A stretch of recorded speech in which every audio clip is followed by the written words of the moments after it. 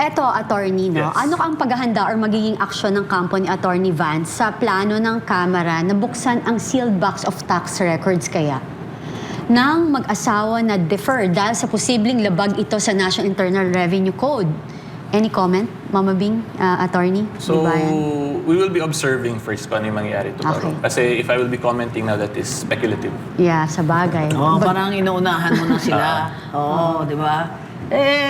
Pero ako, idol ko yung taga-BIR na yun, kung sino man yun eh. Ha?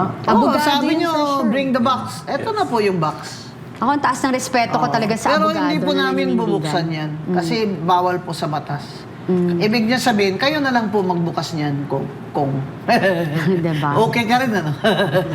Yan ang gustong-gusto ko doon. Tawa ako ng tawa. Sometimes, you know, my friends, to survive this House of Representatives, you have to have a great sense of humor.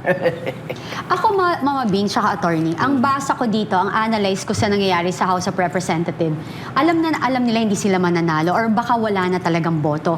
Kaya ang kanilang mission is talagang siraan na lang talaga si BP Sara. Para ilantad, i-brainwash ang mga tao na sa mga gawa-gawang kwento or meron man sigurong parte na iba doon makatotohanan pero ine-exaggerate lang. O dahil para gusto lang bumaba ang survey, bumababa. Hindi. Hindi? Hindi.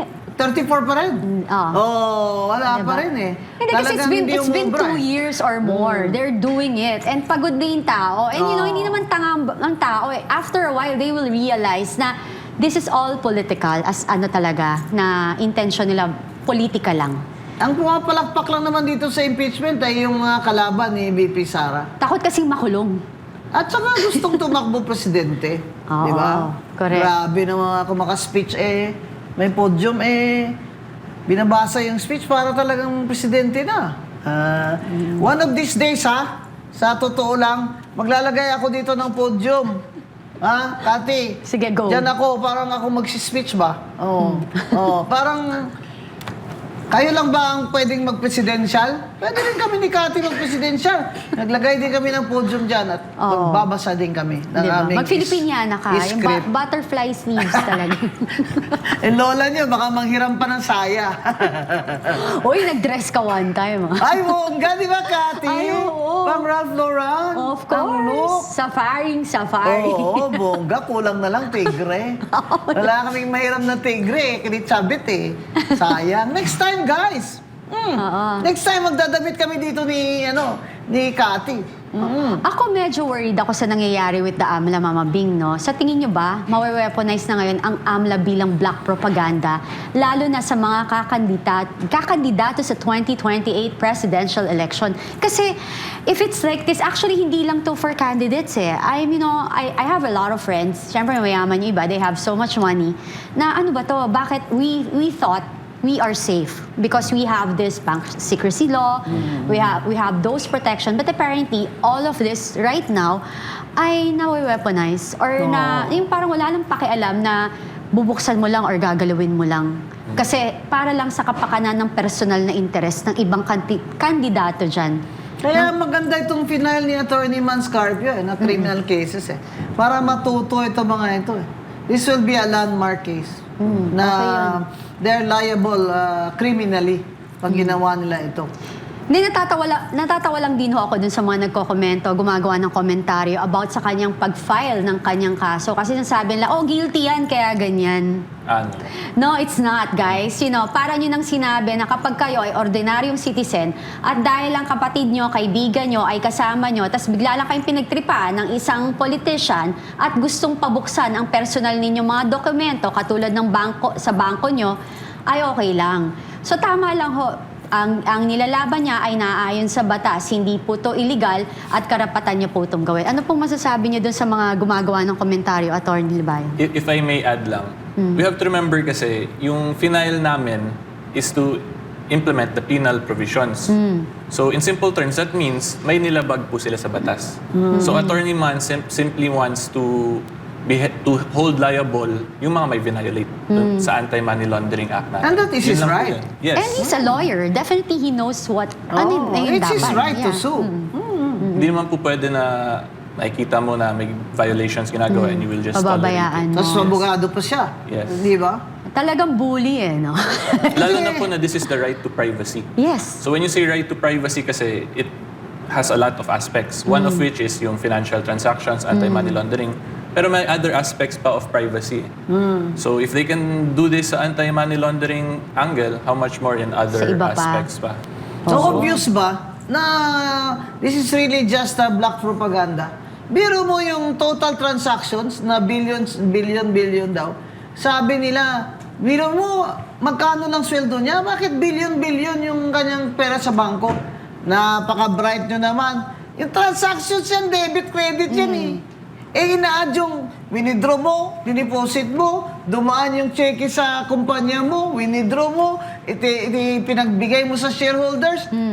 Transactions yun. Hindi yun ibig sabihin, pera mo yun lahat. Total transactions, ang lahat ng nag-in at nag-out ay tinototal. Grabe kayo kung maka-accuse kayo agad na, nagnakaw si BP Sara. Biro mo billion, grabe naman kayo. Tsaka yung SALN yung increase ng SALN, alam mo ako nag-visit ako sa inyo eh. Kasi yung SALN ko syempre nag-increase, di ba? Practicing lawyer naman ako Bago ako nag-commissioner, practicing lawyer ako at professor itong SALN na nag-increase by 80 million ba yun?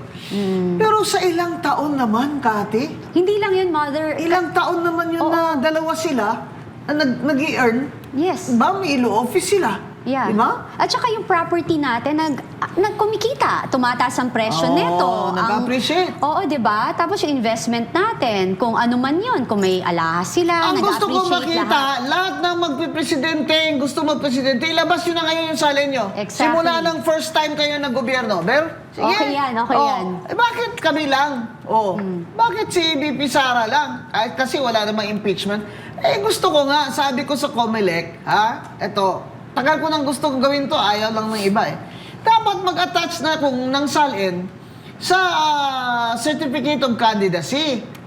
Pero kung wala kang SALN dahil private person ka, edi assets and liabilities mo lang, meron namang notarized na form ng assets and liabilities and net worth mo kahit na hindi siya SALN. Di ba? Oo, tama Kasi yun. masyado yung iba dyan na batikos ng batikos kay BP Sara, magkano ba sweldo mo nung una ka naging abogado?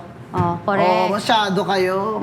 At saka kung may mga negosyo ka, di ba? Kung pumatok yung pinasok mong negosyo, syempre kikita yan. Di ba? Hindi ka naman papasok sa isang negosyo na gusto mong pumalpak.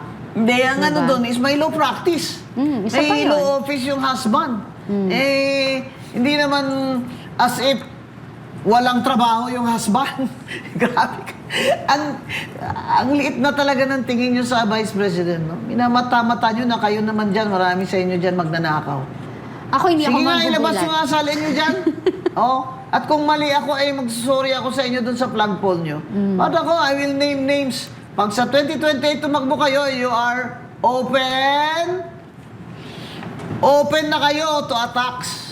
Sige, magdebate tayo. Pero ang gusto ko, bago tayo magdebate, maglabasan muna ng salin. Tsaka bank records. Yeah! Hindi ako magugulat, Mama Bing tsaka Attorney Libayan, na eventually yung kanilang pagbaluktot sa batas na ito ay babalik sa kanila. Sila rin ang magiging biktima ng sitwasyon na to. Mangyayari din to sa kanila. Ang dami na nga nangyayari ngayon di ba? Lahat ng wini-wish ng happy birthday ni Cara David ay natitigok Cara David, tama na! Diba?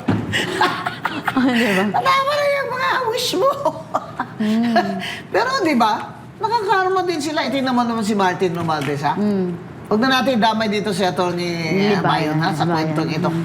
Kasi alam mo naman ako, in love ako kay Martin. No, sobra. Sobra. Hindi ako I cannot stop talking about him. Yeah. Bakit pumayat yan? Bakit yan? Anong iniinom yan, Ba't pumayat? Tingnan mo naman to si Martin. Tingnan mo to. How the mighty has fallen. Kung ang Exactly. mga lumang tatay pa namin magsalita, ira mo kung tindig ito si Martin noon sa house of parang Diyos. Di ba? Maglalakad ng ganyan, hindi namamansin. Para kang Diyos o ngayon, ano na ang labas mo? Buko juice. Yan. Pero nagtataka rin ako, Mother, kasi binanggit niya si Chis Escudero, binanggit niya si, what do you call this, Saldico, pero hindi niya binanggit si Grace po. Mga best friend sila. Alam mo, mag-isip kayo. Di ba kasi that's part of the... Paggawa ng budget, di ba? Yes, Hindi naman yeah. pwedeng nagawa ang budget. Oo. Hindi pumirma si Grace po as chair of the Exactly. Finance Committee. So, I'm just wondering, Oo. bakit hindi siya kasali dun sa usapan? Hindi siya sinasali. Hindi siya sinasali. Bakit kaya? Yun ang dapat nating may itanong. insertion siya, di ba? Di ba sabi may insertion din dyan si Grace po? At alam na natin yan. Kaya hindi siya lumalabas, di ba? Hindi siya nagpapa-interview. Talagang hindi siya lumalabas kasi she doesn't want people to talk about it ngayon. Dahil si Martin, hindi siya sinasabi ang pangalan niya doon. Lalo naman nagtatanong ang bawat tao, bakit si Grace po wala dyan sa listahan Exactly, niyo? which is, if I'm not mistaken, 13 billion ba yung insertion niya? Yeah. Is it like that? Oh, biro mo yun. Just correct me if I'm wrong. Grabe, billion-billion din ang insertion yan. Kasi kung 13 billion siya, 14, si Sandro magkano? 14 ata si Martin? 15 si Sandro. Sa? 15 ba si Sandro? Hindi. Something like that. Siya ang hari. Siya ang hari ng Diba? Iba din eh, no? Nasira talaga yung dynasty ni BBM dahil sa iyo, Martin.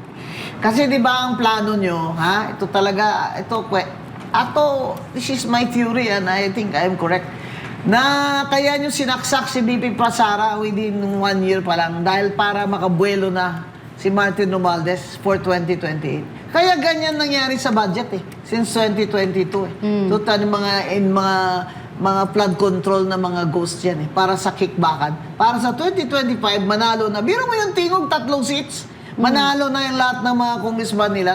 They'll control the funds for 2028. Yan.